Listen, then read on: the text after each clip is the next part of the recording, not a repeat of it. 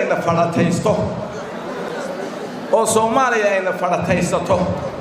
oo dhalinyaradeena farataysato oo qamiis la inoo soo xidho kan qamiiska sita ma aragtay Maxamed Idriis shaydaan qamiis xidhama weeye berita waa in la basaafriyaa male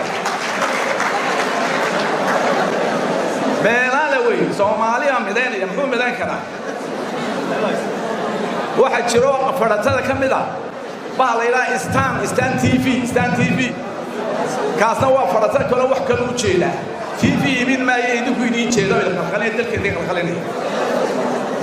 dawladda waxa leenahay intelligence ay yeelato hal xoojay intelligence wala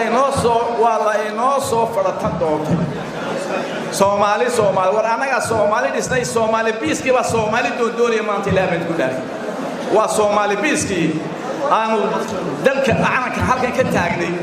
inuu xamar geynay ayaa maanta ay soo burburiyay ee dagaal sokoyo sameeyay xasuuq sameeyay ayaa maanta waa sameeyay dadka Soomaaliyeed ee waxgaradka ay ugu horeeyaan axsaabta siyaasiga maamul goboleedyada aqoon-yahanada culamaa u diinka dhalinyarada haweenka abwaanada cid walba oo waxgalaha Soomaaliyeed aniga waxaan qabaa loo istaago qaranka sida loo badbaadi lahaa maxaa yeelay sharci darradan say u socoto waxaan la maleysanaynaa dhici kara dadkaanu kulligooda baasaboor haystaan waa baxayaan meeshii rabaan ay aadayaan caruurtooda aadayaan dadka aan meelay aadaan lahayn waa dadkan iyo dadka lamid ah waana dadkii loo soo shaqeeyay oo loo taagnaa danahooda in la fuliyo marka aad iyo aad u mahadsantihiin waxa u maleynaa warkaygu aad inuu cad yahay wax kalena ma aha waxaan rabaa inay warkayga cadaado dawladdu waxay ku socotaa hanaan khaldan oo keenaya dawladdu inay burburto kama aqbali karno Maxamed Cabdullaahi Farmaajo soo boorsidiisa wato suudkiisa wata ana magacaabo soo dalkan wax ka galay oo resource ma jiraan asaga mustafiid ah asaga ka faa'iideysta Xasan Cali Khayr waa sidoo kale annaga dalka waxba naga galay mana ogo inuu burburo dariiqa uu ku socdo waa khaldan tahay waxaan leenahay stop meesha aad joogto ma dhaafi kartid Soomaalina ay isu timaado mahadsantiin wassalaamu calaykum dadkiina makhaayadaha fadhiya odayaasha makhaayadaha fadhiya oo siyaasadda Soomaaliya ka shaqeynaya oo caruurtoodu gaangiska noqdeen shame on you shame on you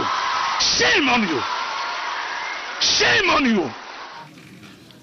odaygii sheekh baan ka maqlay habeen telefisyoonka ahaa shame on you Soomaaliya shame on you kolka يعني تولد أقوياً أيام دجاجان جريبي هالكاس يا بوست بيلا هيد البوست أو ورقة هلا نوع صدر يوم يدوك عربته تولد أيام نوع سجاري جريبي كوني يسقال بقول يتطبعتني يلا بدي تصالح يا ردان سوقات النفط ده that is example way ده بدون إلى مدينة واجرة تولد إذا أنقول شيء قندلا la yiraahdo gobolka bari ee Soomaaliya ka mid tahay waxay ka fogtahay caasimadda Soomaaliya 2000 oo kilometer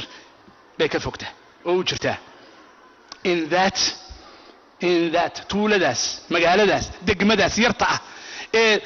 population-keedu 10,000 aanu markaas ka badnayn 1967 68 69 70 ayaan elementary-ga ku dhigtay waxa ku yaala cusbitaalkii yaraa waxa ku yaala police station-kii waxa ku yaala iskuulkii waxa igu yaalay biyihii waan ku cabayay waxa igu imanaysay warqadda walaalkay uu ka soo diro Europe salkeeda uu ka soo diro I would get in the post office in Qandala baan ku helay imikana awde kolku nidaamku jiro kolka sidaa weey nidaam la'aantuna waxa ay dadka imika aad ka timaadeen ay ku nool yihiin nin waliba inuu aqalkiisa u hooyanayo iyo in kale ilaahay baa dariiq baa lagu sugaya makhaayad baa lagu sugaya gaari baa la garab galaya wax lagu dilayna la garan maayo waa masiibo cadiima ayaa jirta